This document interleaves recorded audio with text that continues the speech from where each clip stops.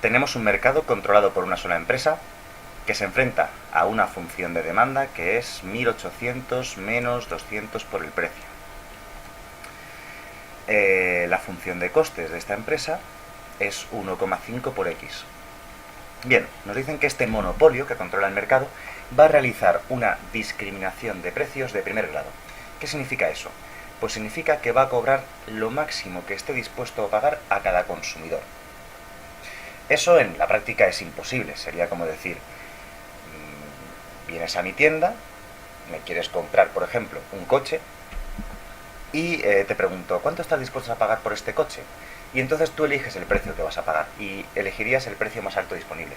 En la práctica es imposible llevar a cabo porque todo el mundo mentiría, nadie diría el precio máximo que está dispuesto a pagar, pero la teoría lo permite. Es un monopolio muy interesante porque su solución es la misma que la de competencia perfecta. Lleva a una solución que es óptima, eficiente, como la competitiva, y por eso es un monopolio muy interesante, ¿de acuerdo? No todos los monopolios generan pérdidas de bienestar social o generan, digamos, ineficiencias en un mercado, sino que existe un monopolio inviable en la práctica, ¿de acuerdo? Pero es muy interesante de estudiar en la teoría que nos permite alcanzar dicha solución eficiente o solución óptima. Tendremos que hacer precio igual a coste marginal. El ejercicio en sí es más o menos sencillo porque se convierte en un ejercicio de competencia perfecta, así que lo primero que tenemos que hacer es coger la función de demanda y despejar el precio. La razón es que lo queremos sustituir dentro de la fórmula de equilibrio o de máximo beneficio de una empresa de competencia perfecta. Así que voy a pasar ese 200p que está restando al otro lado sumando, nos quedaría que 200p, y la x que está aquí sumando al otro lado restando, entonces es igual a 1800 menos x, generalmente la x cuando se pasa a la derecha se le quita el superíndice d, y ahora pasamos el 200 al otro lado dividiendo y nos queda que P es igual a 9 menos X partido 200, que es la curva de demanda. Esto es algo bastante habitual en todos los ejercicios y casi siempre hay que obtener, si no nos la dan directamente, la curva de demanda inversa de dicho mercado. Lo sustituiremos ahí. Por otro lado, el coste marginal. El coste marginal es muy sencillo. El coste marginal es la derivada de la función de costes. Así que el coste marginal es la derivada de 1,5 por X, que es 1,5. Simplemente ahí lo tenemos, 1,5. Ya podemos aplicar la fórmula de equilibrio, precio igual a coste marginal. El precio es la curva de demanda, o sea 9 menos X partido 200. Y el coste marginal es la derivada de la función de costes, que hemos dicho que es 1,5. Vale, operamos esto. Voy a multiplicar a ambos lados del igual por 200 para quitar la fracción. Nos quedaría 1800 menos x igual a 1,5 por 200, es decir, 300. Y terminando de despejar la x, x queda que es igual a 1500. De acuerdo, este monopolio discriminador de precios de primer grado va a vender 1500 unidades de x. A continuación, vamos a calcular el precio, pero este precio no es el precio, porque a cada consumidor le va a cobrar un precio distinto. Este es el precio más bajo que va a cobrar algún consumidor, ¿de acuerdo? O sea, es decir, habrá consumidores que paguen mucho y habrá consumidores que paguen menos. Pues el precio que se calcula en este caso es el precio más bajo de todos los que va a llegar a cobrar este monopolio. Porque obviamente, aunque le va a cobrar a cada individuo lo máximo que está dispuesto a pagar ese individuo, el monopolio no está interesado en vender a un precio excesivamente bajo porque perdería dinero. De hecho, el precio más bajo de venta va a ser el precio del coste de fabricación, ¿de acuerdo? Y el coste de fabricación de cada unidad es el que nos dice el coste marginal, que es 1,5. Si vendiese por debajo de 1,5 perdería dinero sistemáticamente, por tanto nunca vendrá por debajo de un precio 1,5. Eso lo sabemos porque en este caso el coste marginal es igual a una constante. Si no fuese así no sabríamos el precio mínimo de venta de antemano. ¿De acuerdo? Vamos a coger la curva de demanda que dice que el precio es igual a 9 menos x partido 200, supongamos que no sabemos que el precio va a salir 1,5, y simplemente sustituimos que la cantidad producida por parte de este monopolio va a ser 1500 unidades de x dentro de la curva de demanda, de tal manera que nos quedaría 1500 entre 200, que es 7,5, y 9 menos 7,5 es 1,5, ¿de acuerdo? Este precio, como digo, no es el precio que va a cobrar a todo el mundo, es el precio más bajo que va a cobrar.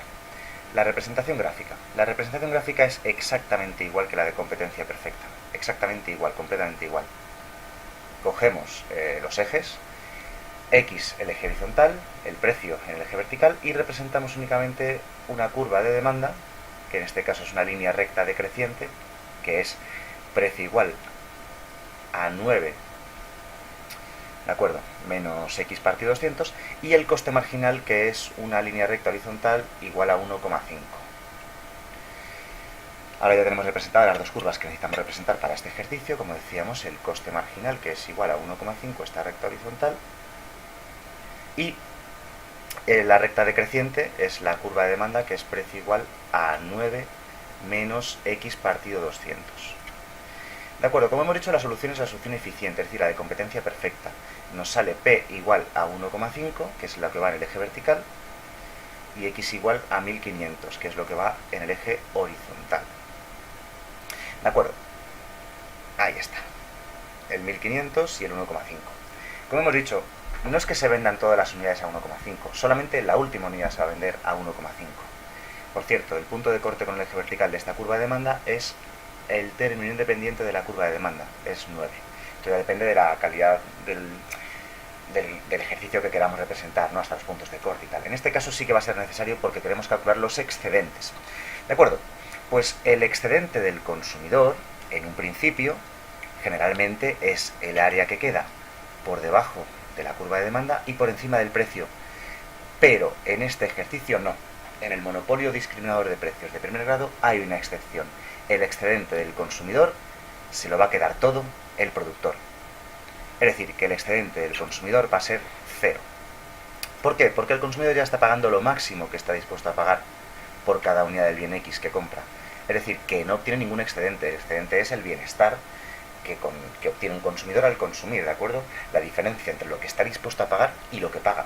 Pues como la diferencia entre lo que está dispuesto a pagar y lo que paga en este caso es cero, el excedente del consumidor es cero y se lo queda todo el productor. El excedente del productor sería el área que queda por debajo del precio de venta, pero por encima del coste marginal. Bien, cuando el área que queda, cuando el coste marginal es igual a una constante, entonces podéis saber ya de antemano que el excedente del productor va a ser cero.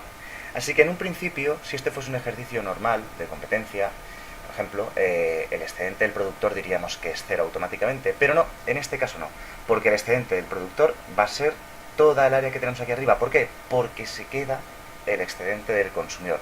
Así que en este caso en particular, el excedente del productor va a ser el área que nos ha quedado aquí arriba, que sería el excedente del consumidor, pero que se lo queda el productor. Es el área de un triángulo, es muy fácil, es base por altura partido 2. La base de este triángulo es 1500, ¿de acuerdo? La parte de abajo de ese triángulo. La altura entre 1,5 y 9, o sea, 7,5. Y todo ello partido 2. ¿Vale? Pues operamos, hacemos esa operación que tenemos ahí, y nos sale lo siguiente. Sale 5.625.